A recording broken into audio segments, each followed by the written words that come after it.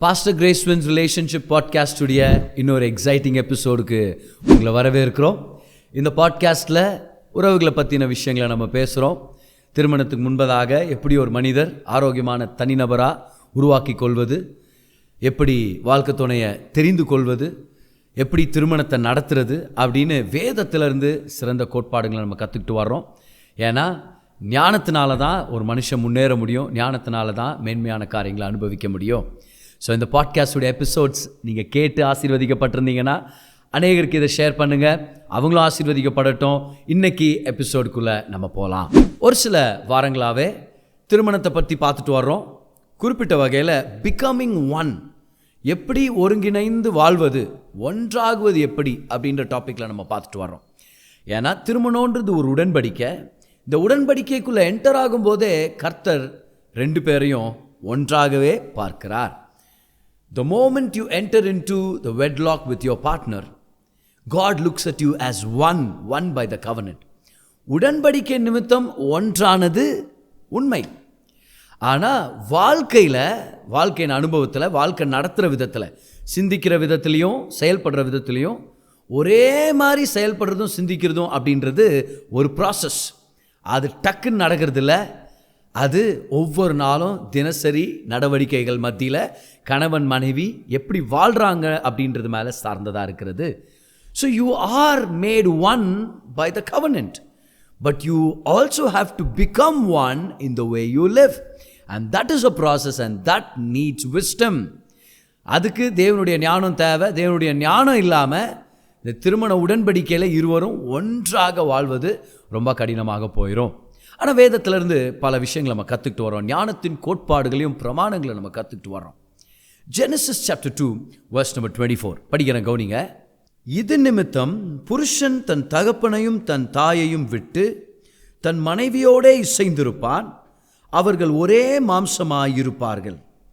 ஆதாமும் அவன் மனைவியுமாகிய இருவரும் நிர்வாணிகளாயிருந்தும் வெட்கப்படாதிருந்தார்கள். இந்த ரெண்டு வசனங்களும் ஏவால ஆதாம் சந்தித்த உடனே பேசின அந்த பகுதியிலேருந்து உங்களுக்கு நான் படித்து காமிச்சேன். இந்த ரெண்டு வசனங்களையும் இயேசு கிறிஸ்துவானவர் வேத வாக்கியம் அப்படின்னு சொல்கிறார். Jesus calls these two verses as scripture. What does the scripture say? அப்போ இந்த ரெண்டு வசனங்களையும் ஆதாம் தன்னுடைய சுய புத்தியில் பேசாமல் பரிசுத்த ஆவியானவரால் ஏவப்பட்டு வரப்போகிற சந்ததிகள் அனைவரும் இதை கேட்டு இதிலிருந்து ஞானத்தை பெற்றுக்கொள்ளணும் அப்படின்றது தான் நோக்கமாக இருந்தது. இந்த ரெண்டு வசனங்கள்லேருந்து 4 கோட்பாடுகளை இல்லைனா 4 பிரமாணங்களை நம்ம கற்றுக்க முடியும். இந்த 4 கோட்பாடுகளில் 3 ஏற்கனவே நம்ம விலாவரியாக நம்ம பார்த்துட்டோம், டீட்டெயில்டாக பார்த்துட்டோம். ஆனால் ரொம்ப ஒரு குயிக் ரீகேப் கொடுத்துட்டு நான் 4வது பிரமாணத்துக்குள்ளே இன்றைக்கி நம்ம போகலாம். முதலாவது பிரமாணம் பாருங்கள், த லா ஆஃப் ப்ரையாரிட்டி, முன்னுரிமைகளின் கோட்பாடு இல்லைனா பிரமாணம்.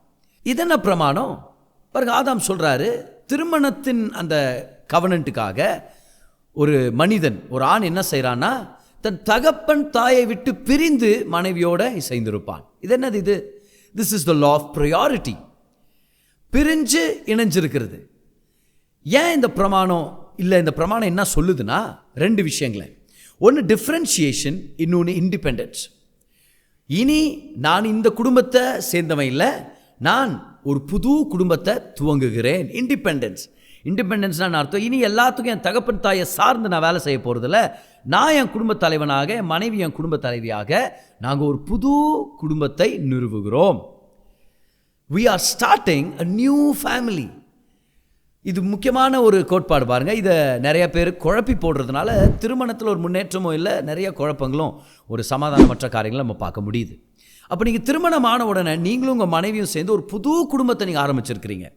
உங்கள் 2 பேருடைய தகப்பன் தாய்மார்களை கனப்படுத்துறதும் அவங்களுடைய அறிவுரைகளை கேட்கறது நல்லது.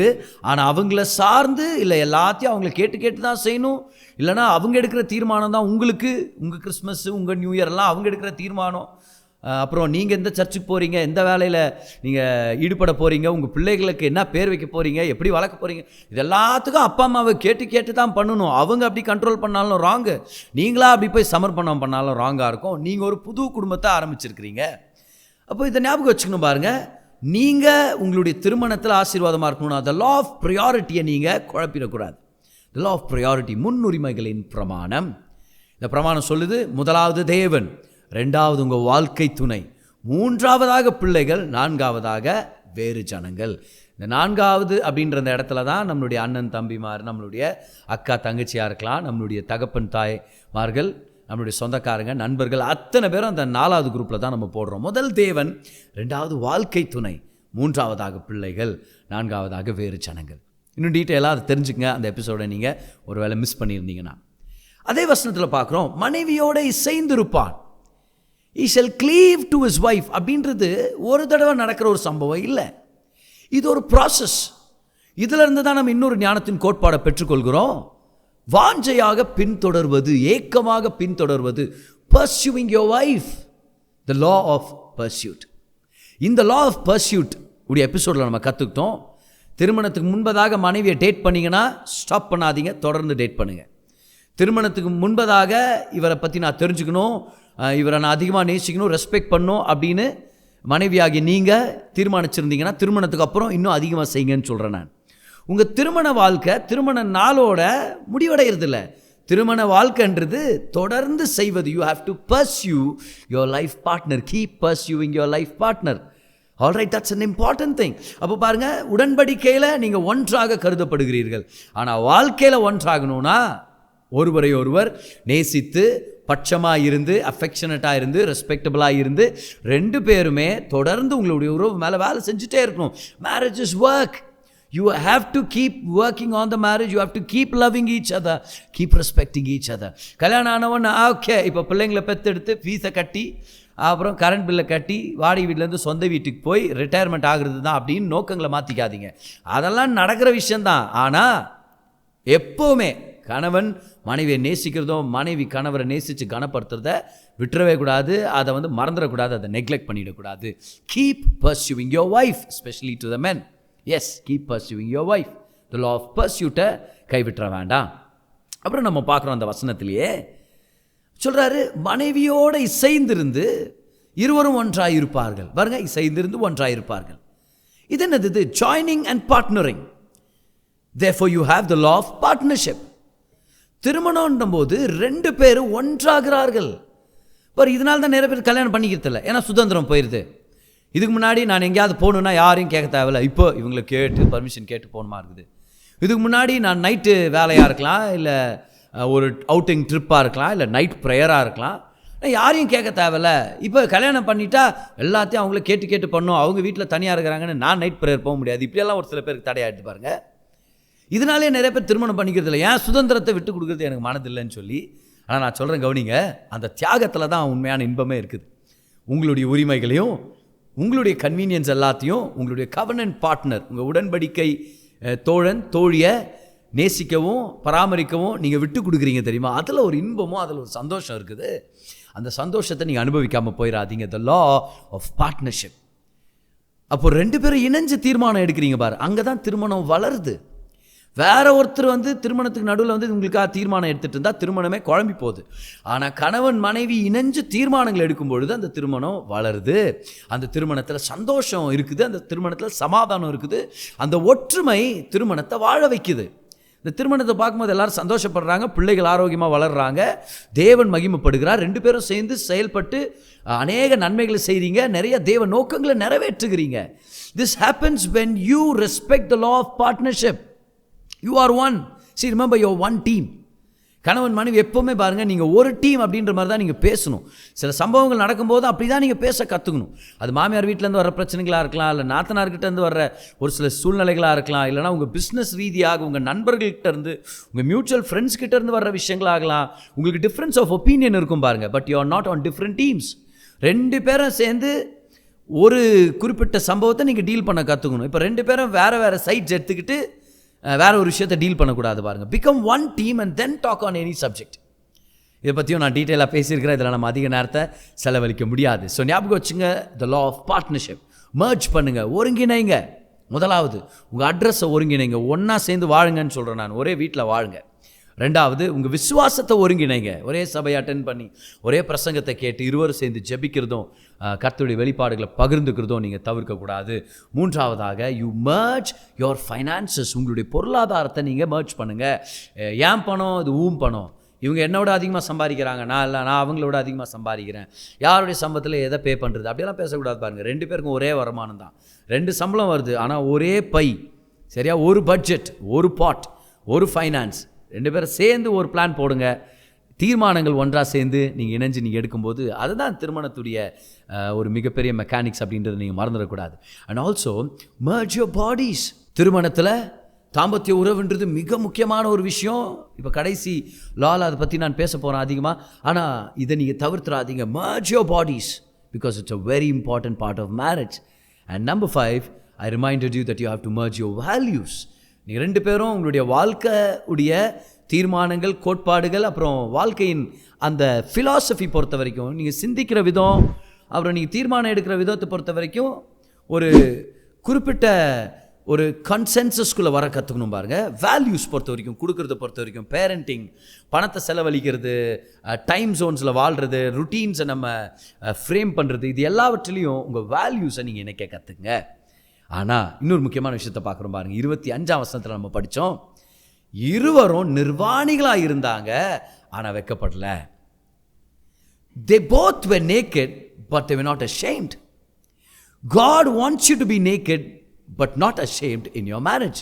This is clearly mainly talking about sexual union.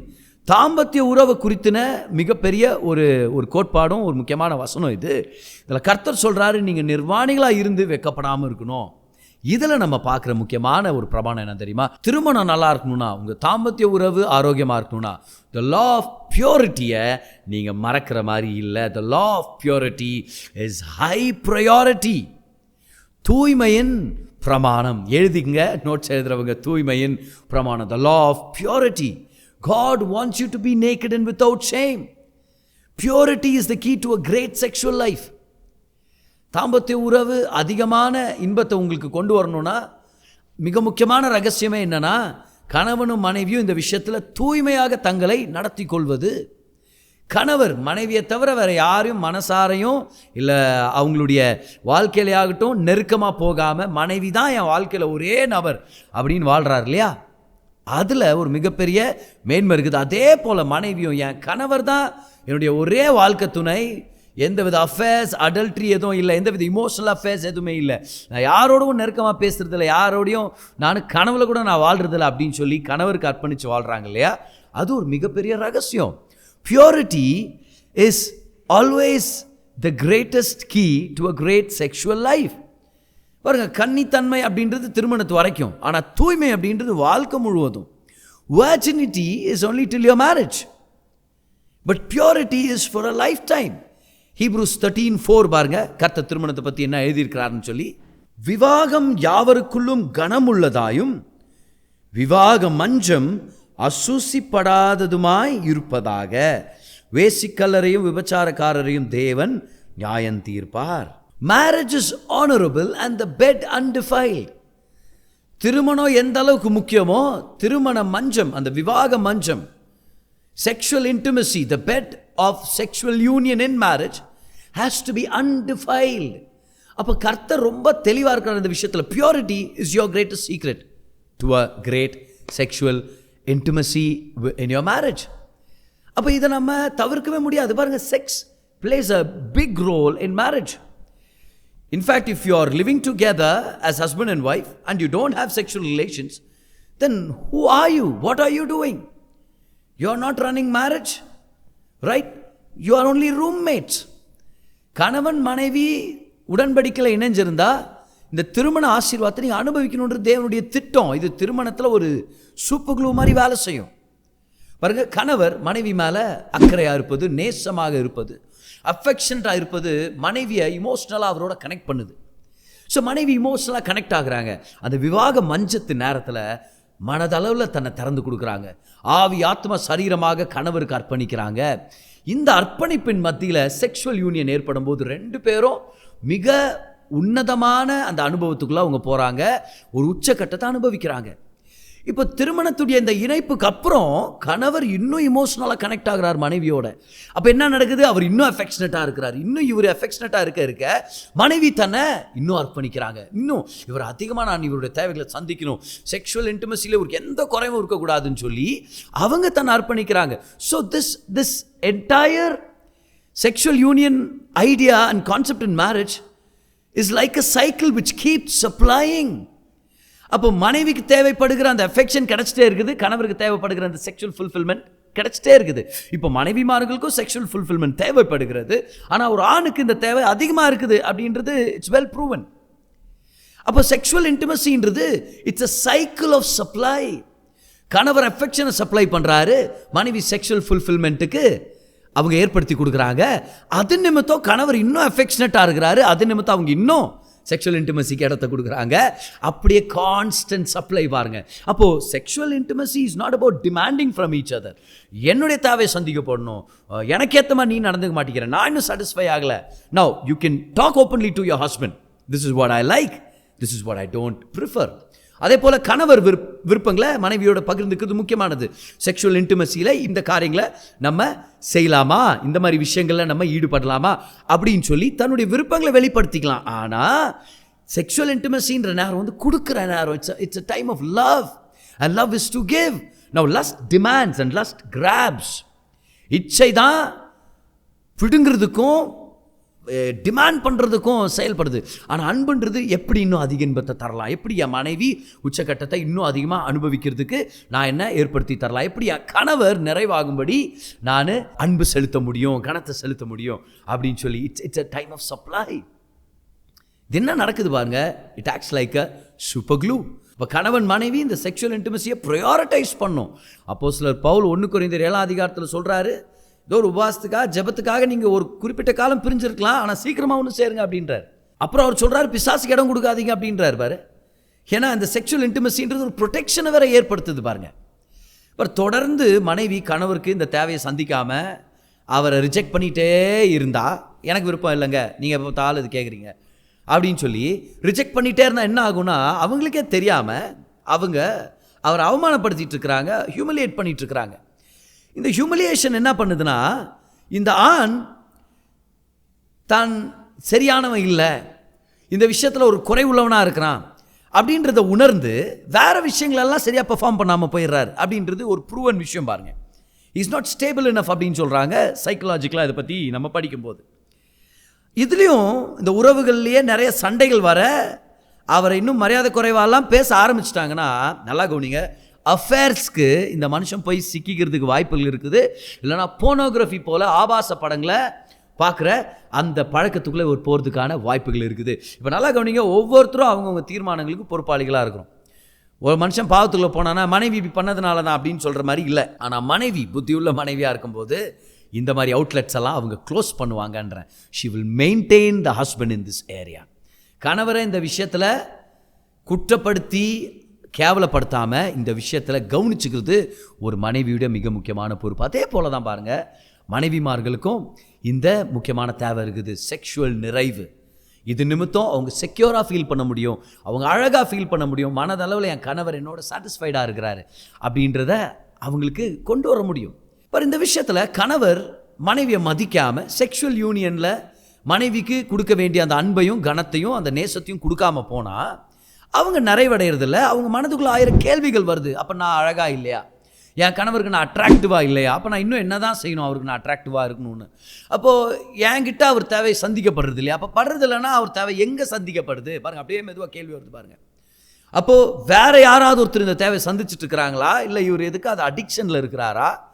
இந்த சந்தேகங்கள்லாம் என்ன பண்ணுறது, இன்னும் ப்ரெஷர் அதிகமாக்கி விட்டுருது திருமணத்துலையும் திருமண உறவுலையும். அதனால் இதை ப்ரையாரிட்டைஸ் பண்ணுங்க. தேவன் சொன்னதை ஞாபகம் வச்சுங்க.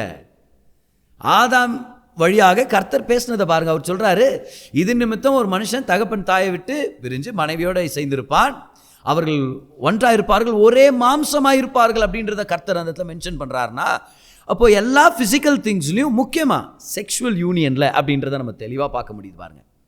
They have to be united in sexual intimacy. God wants the marriage to have fulfillment in sexual intimacy. இதுக்கான ரகசியத்தை தான் நம்ம 4வது கோட்பாடில் பார்த்துட்ருக்குறோம். What is the secret? Purity. ஞாபகம் வச்சுங்க, அது பியூரிட்டி. இதை இன்னொரு இங்கிலீஷ் வார்த்தையில் கூட சொல்லலாம் பாருங்கள், எக்ஸ்க்ளூசிவிட்டி. உன்னை தவிர வேறு யாருமே இல்லை, நீ மட்டும்தான் என் வாழ்க்கைக்கு அப்படின்ற அந்த தன்மை, அது சிறந்த தாம்பத்திய உறவின் ரகசியமாக இருக்கிறது. இன்ஃபேக்ட் மார்க் குங்கோர் அப்படின்ற இந்த அருமையான டீச்சர் அவர் சொல்கிறாரு, exclusivity is the best kept secret to a satisfied sex life in marriage. See, people in the world have weird answers to this question. உலக ஜனங்க, வேதத்தின் அறிவில்லாத ஜனங்க கொஞ்சம் ரொம்ப வித்தியாசமான, ரொம்ப ஒரு வினோதமான பதில்களை கொடுக்குறாங்க இந்த கேள்விக்கு. அதான் பாஸ்டர் மார்க் குங்கோர் சொல்கிறாரு, ஒரு டாக் ஷோவில், யூஎஸ் டாக் ஷோவில் இந்த கேள்வி எழுப்பியிருக்கிறாங்க பாருங்கள், எப்படி திருமண வாழ்க்கையில் தாம்பத்திய உறவை கொஞ்சம் ஸ்பைஸ் அப் பண்ணுறது, எப்படி இன்னும் அந்த தாம்பத்திய உறவின் அந்த சந்தோஷத்தை, இன்பத்தை அதிகரிக்குதுன்னு கேட்டால், அதில் அங்கே வந்திருக்கிறவங்கெல்லாம் சொல்கிறது என்னான்னு பார்த்தா, எல்லாம் ரொம்ப வினோதமான பதில்கள், ரொம்ப வியர்டு பாருங்கள். என்னென்னு பிரிங் another பார்ட்னர் அப்படின்றாங்களாம் ஒருத்தர். இன்னொருத்தர் என்னடானா அடல்ட்ரி கமிட் பண்ணலாம், வேற ஒருத்தரோட இணைஞ்சிருக்கும் போது செக்ஷுவல் லைஃப் இன்னும் ஸ்பைஸப் ஆகுதுன்றாங்க. திருமணத்தை அது சகாயம் பண்ணுதான். அப்புறம் 2 பேரும் இணைஞ்சு ஆபாச படங்களை பார்த்தா செக்ஷுவல் லைஃப் ஸ்பைஸப் ஆகுது. இதெல்லாம் பாருங்கள் அவங்க கொடுத்த பதில்கள். உண்மையாகவே நிறைய பேர் நினச்சிட்டு இருக்கிறாங்க இப்படி தான் திருமண வாழ்க்கை ஸ்பைஸப் ஆகுதுன்னு சொல்லி. எப்படி விபச்சாரமோ இச்சையின் காரியங்களும் தாம்பத்திய உறவின் இன்பத்தை அதிகரிக்க முடியும்? முட்டாள்தனத்தில் இருக்குதே இது. அன்பு, அப்போ அன்பை சாராத விஷயங்கள் எப்படி ஒரு இன்பத்தை அதிகமாக்க முடியும் திருமணத்தில்?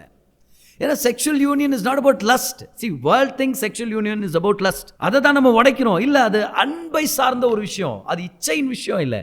Sexual union is not about lost. C, get this clearly. Sexual union is about love. It's not about you getting something from your partner. It's about you giving your whole self to your partner.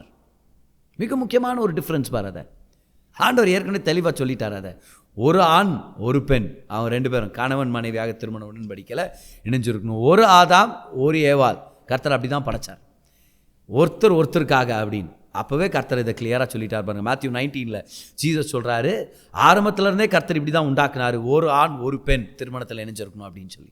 So exclusivity or purity is the best kept secret in sexual intimacy. So இன்றைக்கி இந்த விஷயத்தை ஞாபகம் வச்சுங்க. கணவன் மனைவியாக இந்த எபிசோடை நீங்கள் கேட்டுட்ருக்கிறீங்க, மனதளவில் கிளியர் ஆக்குங்கன்னு சொல்கிறவங்க எண்ணங்களை உங்களுடைய ப்ராக்டிசஸில் கிளியர் ஆக்குங்க. யாருமே உங்கள் வாழ்க்கையில் உள்ளே நுழைஞ்சு உங்கள் மனைவியின் இடத்த ஒரு சிறந்த தோழியாக, ஒரு ரொம்ப நெருக்கமாக பேசக்கூடிய ஒரு நண்பராக இணையக்கூடாதுன்னு சொல்கிறேன் நான். உங்கள் மனைவி மட்டும்தான் உங்களுடைய வாழ்க்கையில் அப்படின்றத நீங்கள் நல்லா ஞாபகம் வச்சுங்க. They can be colleagues and they can be co-workers in the ministry, but they cannot have your secrets, you cannot have private chats with them. அப்போ என்ன செய்கிறது பிரதர்? இதை பியூரிட்டியை நான் வளர்த்துக்கணுன்னா, நம்பர் 1 பாருங்கள், பிளட்டோனிக் ரிலேஷன்ஷிப்ஸ் அவாய்ட் பண்ணுங்கள். பிளட்டோனிக் ரிலேஷன்ஷிப்ஸ்னால் என்ன அர்த்தம்? நான் ஒரு ஆண், இவங்க ஒரு பெண், நாங்கள் 2 பேரும் நண்பர்களாக இருக்கிறோம், எங்களுக்குள்ளே எந்த உணர்ச்சிகள் எதுவுமே இல்லை, இமோஷ்னலாக எதுவுமே இல்லை, செக்ஷுவலாக எதுவுமே இல்லை, நாங்கள் வெறும் நண்பர்கள். பார், இந்த கட்டுக்கதையெல்லாம் குப்பையில் போடுங்கன்ற நான். உங்கள் மனைவி தான் உங்களுடைய சிறந்த தோழி, உங்கள் கணவர் தான் உங்கள் சிறந்த தோழன். அப்போ அவங்க யார்? எந்த இடத்த கொடுக்கணுமோ அந்த இடத்த மட்டும் கொடுங்க. அவங்களோட நீங்கள் ஒன்றா படிச்சிருப்பீங்க, இல்லை ஒரு வேளை பக்கத்து வீட்லேயே அவங்க இருந்ததுனால நீங்கள் சிறு வயதுலேருந்தே ஒன்றாக நீங்கள் வளர்ந்துருக்க முடியும். ஒரே ஸ்கூலு, ஒரே விதமான விபிஎஸ் அட்டன் பண்ணியிருப்பீங்க, சர்ச் அட்டன் பண்ணியிருப்பீங்க. ஆனால் திருமணம்னு வரும்போது நல்லா ஞாபகம் வச்சுங்க, அந்த ஆப்போசிட் ஜெண்டர் பர்சனோட ரிலேஷன்ஷிப்ஸை கம்மி பண்ணுங்கள்.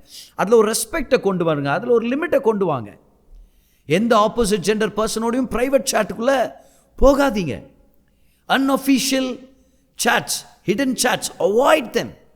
ஆப்போசிட் ஜெண்டர், அவங்க ரிலேட்டிவ்ஸாக இருக்கலாம், மச்சின்ச்சிங்களாக இருக்கலாம், அவங்க கையை பிடிச்சி இழுத்துன்னு விளையாடின்னு இருக்கிறது, அவங்க முடியை பிடிச்சி இழுத்து விளையாடின்னு இருக்கிறது, ஒரு ஆணாக வேறு ஆப்போசிட் ஜெண்டர் பர்சனை தொட்டு பேசுறது, இப்படியெல்லாம் விளையாடுறதெல்லாம் அவாய்ட் பண்ணுங்கள். அது உங்கள் ரெஸ்பெக்ட்டுக்கும் ஒரு பெரிய பாதிப்பாக இருக்க போது. 2வது என்னென்னா, உங்கள் திருமணத்தில் ஒரு பெரிய கேள்வியை கொண்டு வர போது பாருங்கள். மனைவிமார்கள் இதில் ஜாக்கிரதையாக இருக்குமா இருக்குது. மனைவிமார்கள் சொல்லக்கூடாது, என் கணவர் ரொம்ப சோஷியலாக இருப்பார் அப்படின்னு சொல்லிட்டு முட்டாளாக இருக்க வேண்டாம். உங்களுடைய கணவரை மெயின்டைன் பண்ணுங்கள், சொல்லுங்கள் உங்கள் கணவர்கிட்ட. அது உங்களுடைய ரெஸ்பெக்டை பாதிக்கிற விஷயமா இருக்குது. நீங்கள் ஒரு கண்ணியமான ஒரு மனிதன், நமக்கு ஒரு மகள் இருந்தால் நம்ம மகளை நம்ம எப்படி வளர்ப்போமோ அப்படி தான் அந்த பிள்ளைகளை வளர்த்துருக்குறாங்க, நம்ம இதில் ஜாக்கிரதையாக இருக்குமா இருக்குது. ஸோ இதெல்லாம் முக்கியமான விஷயங்கள் பாருங்கள். Avoid platonic relationships, avoid touching playfully and having careless chats with the opposite gender. ஆண் பெண்ணுக்கு செய்கிறது மட்டும் இல்லை, பெண் ஆணுக்கு செய்கிறது கூட நான் சொல்லிட்டு இருக்கிறேனே. ஒரு மனைவியாக வேற எந்த ஆப்போசிட் ஜெண்டர் பர்சனோட, இன்னொரு ஆணோட ரொம்ப நெருக்கமாக பழகிறது, அவங்கக்கிட்ட பணத்தை கேட்டு வாங்கிக்கிறது, அப்புறம் அவங்கக்கிட்ட நைட்டு சும்மா கேஷுவலாக செக் பண்ணுறது, புரியுது இல்லையா, கேஷுவலாக அவங்கள்ட்ட சேட் பண்ணுறது, இல்லை சாப்பிட்டியான்னு கேட்டேன் நான், டெய்லி சாப்பிட்டியா கேட்குறது. கணவர் இங்கே பக்கத்தில் உட்காந்து இருப்பார், அவருக்கு ஒரு தோசையை போட்டு சட்னி ஊற்றாமல் இருக்கும் இந்த அம்மா. ஆனால் நைட்டு பார்த்தா ஏதோ ஒரு நண்பன்கிட்ட, என் கிளாஸ்மேட்டுங்க அப்படின்னு அரை மணி நேரம் அவர்கிட்ட பேசினிருக்கும். இதெல்லாம் என்ன வேண்டாத கதை பாரு. இதுதான் திருமணத்தில் நிறைய பிரச்சனைகளை கொண்டு வந்துட்டுருக்குது. சரியா ஞாபகம் வச்சுங்க, உங்களுக்கு திருமணம் ஆகும்போது you said bye to every person in the opposite gender as your best friend. சிறந்த நண்பனாக இல்லை தோழியாக இருக்கும்படி நீங்கள் எல்லா நபர்களுக்கும் டாட்டா சொல்லிட்டீங்க. நீங்கள் திருமணம் ஆகும்போது உங்களுடைய பெஸ்ட் ஃப்ரெண்ட் யார்? உங்கள் வாழ்க்கை துணை மட்டும்தான். அடுத்தவங்களுக்கெல்லாம் ஒரு டிஸ்டன்ஸ், ஒரு லிமிட்டை வைங்க. இது மிகப்பெரிய ஒரு ஞானத்தின் விஷயம். இது உங்கள் பியூரிட்டியை பாதுகாத்துக்கும், இது உங்களை விபச்சாரத்துக்கோ இல்லை போனோகிராஃபிக்கோ வேசித்தனத்துக்கோ உங்களை கொண்டு போயிடாது. இப்போவே இதில் ஜாக்கிரதையாக இருந்தோன்னா அந்த லெவலுக்கெல்லாம் போயிடாது. அதனால் ஞாபகம் வச்சுங்க, இதை உங்கள் திருமண ஆசீர்வாதமாக இருக்கணும்னா திருமணத்தில் ஒன்றிணைந்து நீங்கள் ஒற்றுமையாக வாழ வேண்டும் அப்படின்ற நோக்கத்தோடு இருந்தீங்கன்னா அந்த 4 கோட்பாடுகள். Number 1, the law of priority, முன்னுரிமைகளின் கோட்பாடு. 2வது, த லா ஆஃப் பர்சியூட், ஏக்கமாக தொடர்வது, 2 பேரும் இணைஞ்சு ஒருத்தர் நேசித்து கனம் செலுத்தி கொள்வது. 3வதாக த லா ஆஃப் பார்ட்னர்ஷிப், கூட்டுறவின் பிரமாணம், எது செஞ்சாலும் ஒரே டீமாக ஒன்றாக இணைந்து தீர்மானம் எடுத்து செய்கிறது. 4வதாக த லா ஆஃப் பியூரிட்டி, 2 பேரும் உங்கள் தூய்மையை பாதுகாத்து கொள்வது. இது மிகப்பெரிய அவசியமான ஒரு டீச்சிங். இதில் நீங்கள் ஆசீர்வதிக்கப்பட்டிருப்பீங்கன்னு சொல்லி நான் நம்புகிறேன். ஒரு சில விஷயங்களை கிளாரிட்டி கொண்டு வந்திருக்கோம் நம்புகிறேன். அநேகருக்கு பாஸ் பண்ணுங்கள், ஷேர் பண்ணுங்கள். இன்னும் நிறைய டீச்சிங்ஸ் உங்களுக்கு நம்ம கொண்டு வரப்போகிற நாட்களில் ரிலேஷன்ஷிப் பாட்காஸ்ட்டை ஃபாலோ பண்ணுங்கள். கர்த்தர் உங்களோட இருக்கிறார். நான் உங்களுக்காக ஜெபம் பண்ணிட்டு இருக்கிறேன். Let your relationships be blessed by the wisdom in the word of God. God bless you.